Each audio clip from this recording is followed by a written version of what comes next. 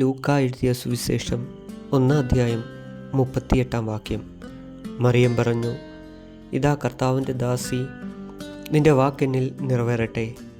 അപ്പോൾ ദൂതൻ അവളുടെ മുമ്പിൽ നിന്ന് മറഞ്ഞു. പരിശുദ്ധ അമ്മയ്ക്ക് എങ്ങനെയാണ് ഇത്ര ധൈര്യത്തിൽ പ്രത്യുത്തരം നൽകുവാൻ സാധിച്ചത്?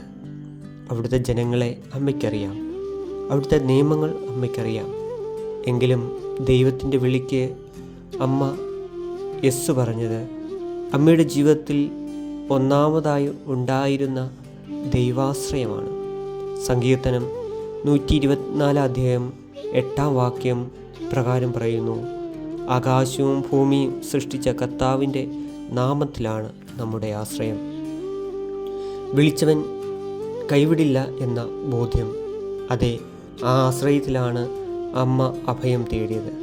അതിനാൽ അമ്മയ്ക്ക് ഒരു ഭയവും കൂടാതെ യെസ് പറയുവാൻ സാധിച്ചു. ഇന്ന് നമ്മുടെ ജീവിതത്തിൽ ഈ ആശ്രയബോധം ഉണ്ടോ?